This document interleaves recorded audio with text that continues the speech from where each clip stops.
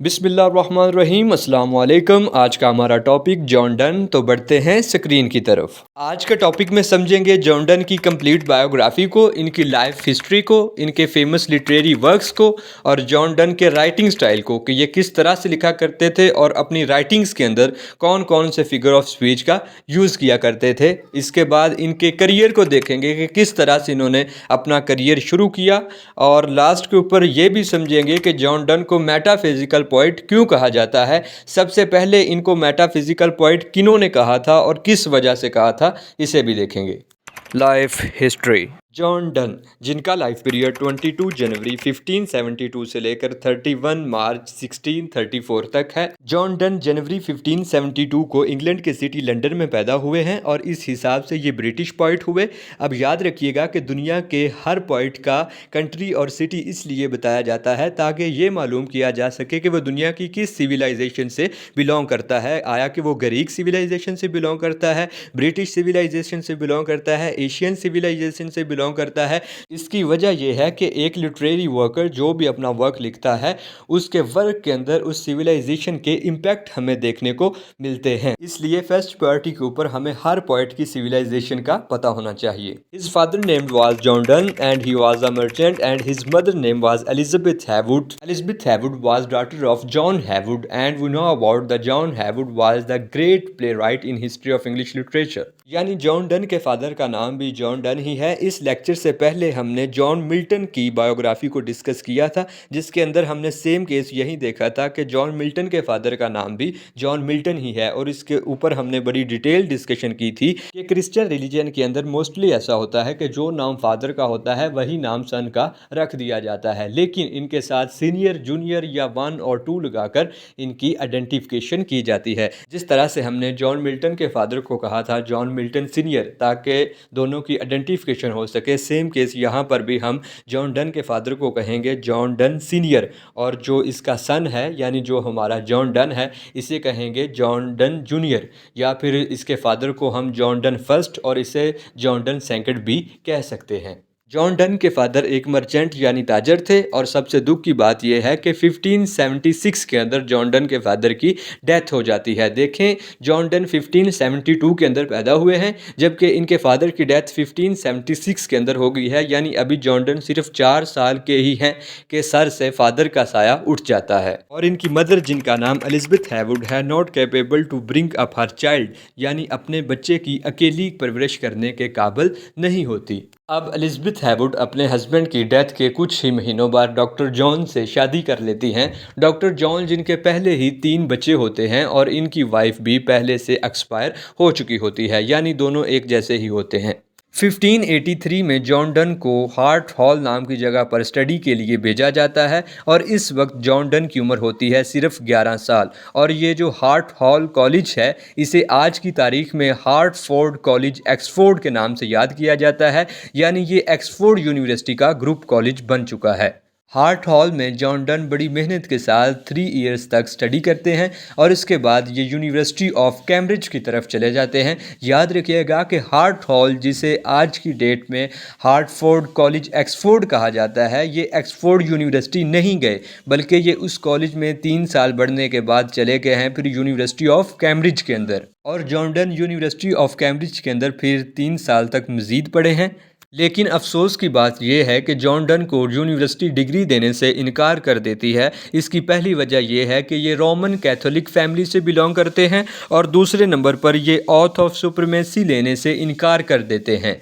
अब auth of supremacy का मतलब ये है कि इंग्लैंड का जो भी किंग और क्वीन होगा उसे इंग्लैंड के चर्च का सुप्रीम गवर्नर माना जाएगा और जो इसको मानने से इनकार कर देगा उस स्टूडेंट को डिग्री नहीं दी जाएगी। लेकिन जॉन डन जो कि एक रोमन कैथोलिक फैमिली से बिलोंग करते हैं वो किंग और क्वीन को चर्च का सुप्रीम हेड मानने से इनकार कर देते हैं और ऑथ ऑफ सुप्रीमेसी नहीं लेते, जिसकी वजह से उन्हें फिर यूनिवर्सिटी की तरफ से कोई डिग्री भी नहीं दी जाती।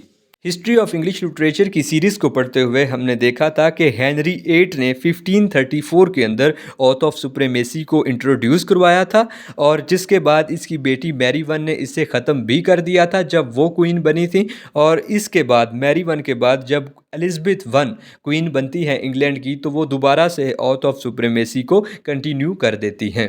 ताहम हमारे जॉन डन कहते हैं कि अगर आपने डिग्री देनी है तो दें, वरना मैं ऑथ ऑफ सुप्रीमेसी तो कभी नहीं लूँगा, और अपनी ज़िंदगी के अंदर इनको डिग्री भी नहीं मिलती, क्योंकि इनका मानना होता है कि जो supreme power on the earth है वो तो गॉड ही है। जो किंग और क्वीन है ये तो गॉड की तरफ से भेजा जाता है ताकि जनरल पब्लिक के अंदर जस्टिस और पीस को कायम कर सके। इस तरह से इनका मानना था। अब जॉन डन जो कि विदाउट डिग्री होते हैं, लेकिन इनके पास प्रैक्टिकल नॉलेज काफ़ी होता है, इसलिए इन्हें 1597 के अंदर जब इनकी उम्र 25 साल हो जाती है, एक सेलिंग स्टोर के अंदर चीफ सेक्रेटरी के तौर पर रख लिया जाता है, और उस स्टोर का नाम होता है Lord Keeper of Great Seal. इस सेलिंग स्टोर के ओनर होते हैं सर थॉमस इजर्टन, जिनकी एक नीस यानी भतीजी होती है जिसका नाम होता है एन मोर।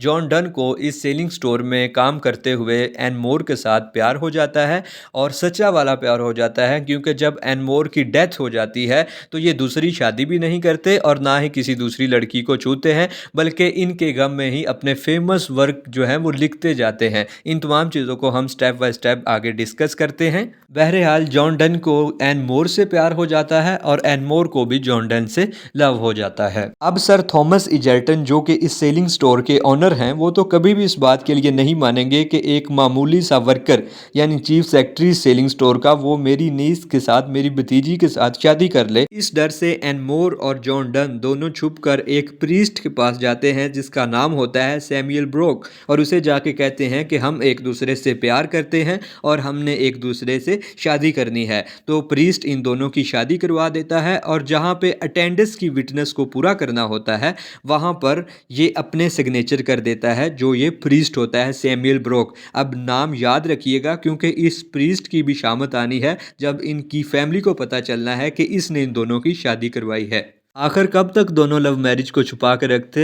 सर थॉमस इजर्टन को पता चल जाता है कि जॉन डन ने मेरी नीस एन मोर के साथ शादी कर ली है।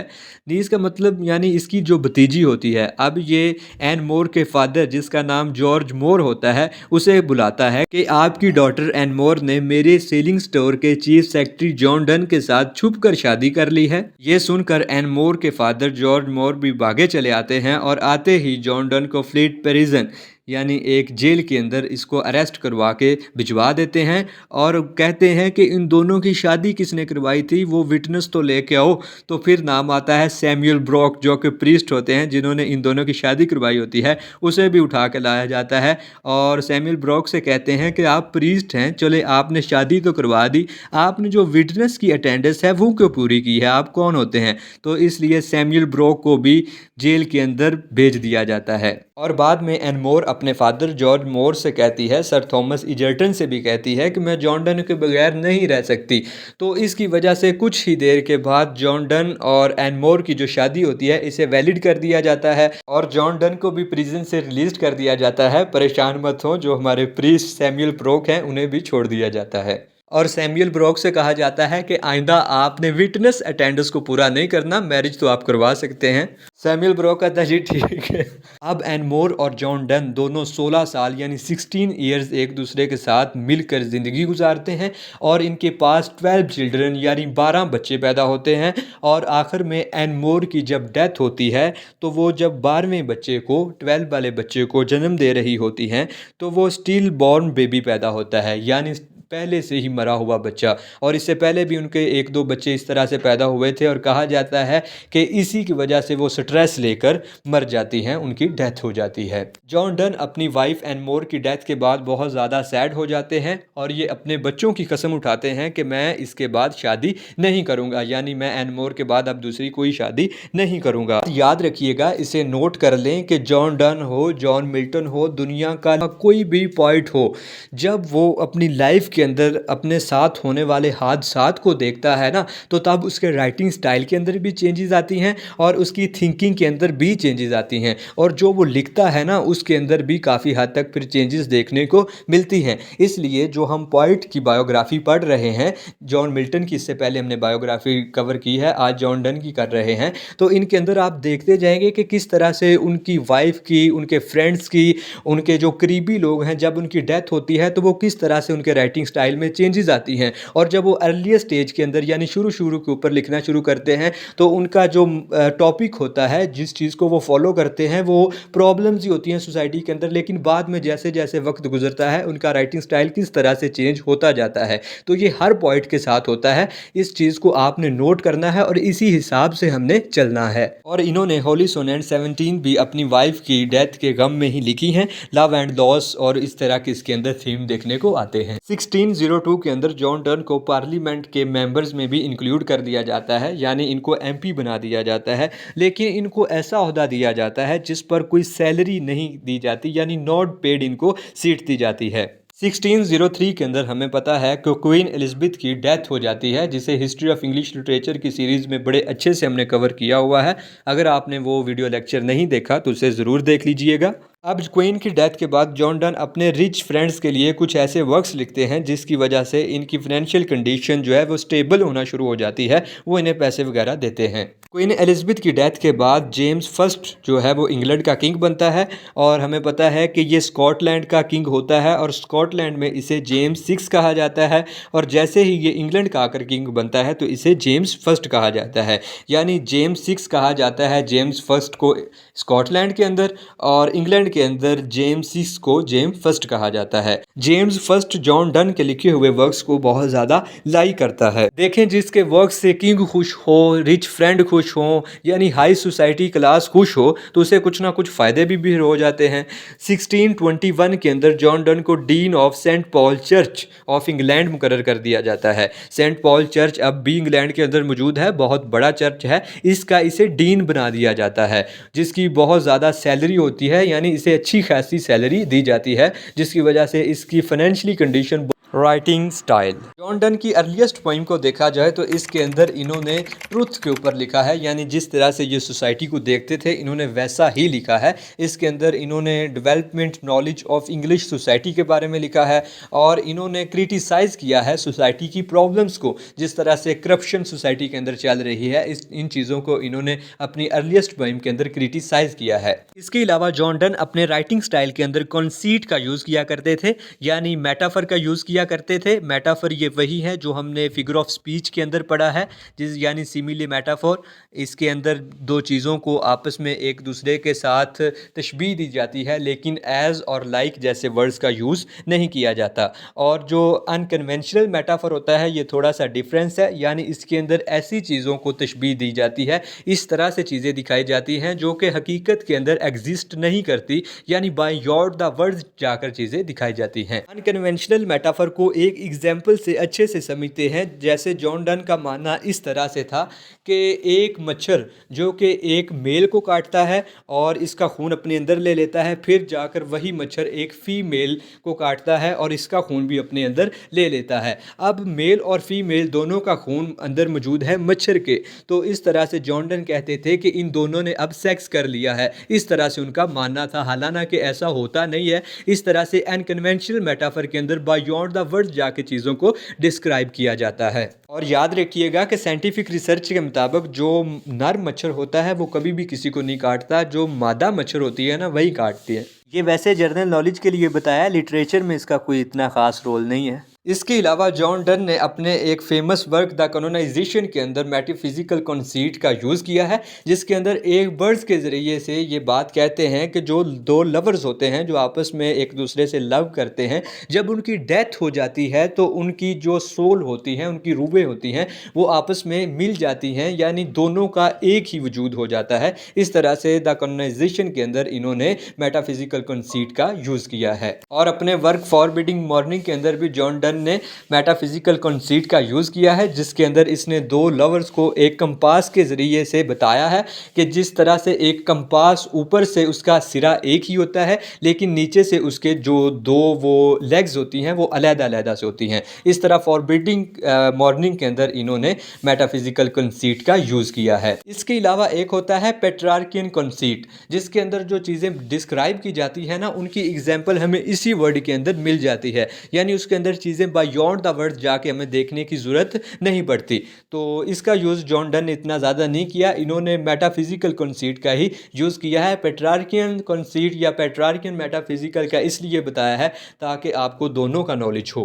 इसके अलावा जॉन डन अपने राइटिंग स्टाइल के अंदर witty, paradox, figure of speeches और पंस का यूज़ किया करते थे। फेमस वर्क, जॉन डन के फेमस वर्क्स की अगर बात की जाए तो इन्हें अपने राइटिंग स्टाइल में मेटाफिजिकल कंसीट यूज़ करने की वजह से बहुत सारी क्रिटिसिज्म का सामना करना पड़ा है। इंग्लिश लिटरेचर के अंदर जॉन डन कोई अकेले मेटाफिजिकल पोइट नहीं है, बल्कि इनके अलावा और भी बहुत सारे मेटाफिजिकल पोइट हैं, लेकिन इन्होंने मेटाफिजिकल कंसीट का यूज़ ही इस तरह से किया है कि इन्हें कहा जाता है prominent member of metaphysical poet. और ये जो मेटाफिजिकल की फ्रेज़ है इसे कॉइंड किया था 1781 के अंदर सैमुअल जॉनसन ने। ये चीज़ याद रखिएगा, ये अक्सर कंपटीशन के एग्ज़ाम के अंदर भी पूछ ली जाती है कि John Donne as a metaphysical poet हैं, तो मेटाफिजिकल को किसने कॉइंड किया था? तो 1781 के अंदर सैमुअल जॉनसन ने इनके लिए इस टर्म का, इस फ्रेज़ का यूज़ किया था। इसके अलावा जॉन ड्राइडन ने भी जॉन डन पर कमेंट किया है कि ही अफेक्ट्स ऑल द मेटाफिजिकल्स। हमने पहले ही देख लिया है कि जॉन डन अपने अर्लीस्ट वर्क के अंदर ट्रूथ के ऊपर लिखा करते थे, सोसाइटी के अंदर प्रॉब्लम्स के ऊपर लिखा करते थे, जिस तरह से करप्शन वगैरह की एग्जांपल देखी। लेकिन जैसे जैसे इनकी उम्र गुजरती गई, इन्हें ज़िंदगी के अंदर सैडनेस, इलनेस और फाइनेंशियल प्रेशर जैसे चीज़ों का सामना करना पड़ा, तो इनके राइटिंग स्टाइल में भी चेंज देखने को आया। 1611 के अंदर इन्होंने an Anatomy of the World के नाम से एक वर्क लिखा है, जिसके अंदर इनका जो राइटिंग स्टाइल के अंदर चेंज है वो वाज़े तौर पर देखने को आता है। इसके अलावा जॉन डन ने जब एंग्लिकन चर्च को फॉलो किया है तो इनके राइटिंग स्टाइल में बहुत ज़्यादा फ़र्क देखने को मिला। पहले ये प्रॉब्लम्स के ऊपर लिखा करते थे, उनके सोल्यूशंस के ऊपर लिखा करते थे, लेकिन इन्होंने जैसे ही चर्च को ज्वाइन किया, ये रिलीजियस सरमन्स के ऊपर इन्होंने लिखना शुरू कर दिया, जिनको बहुत ज़्यादा जनरल पब्लिक ने पसंद किया और इन सरमन्स की वजह से बहुत ज़्यादा फेम भी मिला। और अपने लाइफ के आखिरी हिस्से में, यानी जब जॉन डन काफ़ी सीख बीमार रहा करते थे, उन्हें पता था कि अब मेरी डेथ हो जाएगी, तो उस वक्त इन्होंने डेथ को भी चैलेंज किया है। इन्होंने एक होली सोनेट लिखी थी जिसका नाम था डेथ बी नॉट प्राउड, जिसके अंदर इन्होंने डेथ को चैलेंज किया है कि तुम अपने ऊपर को इतना ज़्यादा प्राउड ना करो कि तुम लोगों को अपने साथ लेकर चली जाती हो। लोग तुमसे डरते हैं, लेकिन मैं उनमें से नहीं हूँ जो डेथ से डरे। इस तरह से इस पोइम के अंदर इन्होंने डेथ को चैलेंज किया है। और बिलाकर 31 मार्च 1634 के अंदर जॉन डन की डेथ हो जाती है और इनको ओल्ड सेंट पॉल कैथोलिक कब्रिस्तान में दफनाया गया है। उम्मीद करते हैं कि जॉन डन के मुतल्लक बहुत सारी चीज़ें आपको क्लियर हो गई होंगी। नेक्स्ट लेक्चर में जॉन डन के वर्क्स को डिटेल के साथ डिस्कस करेंगे। तब तक के लिए इजाज़त दीजिए। अल्लाह हाफिज़।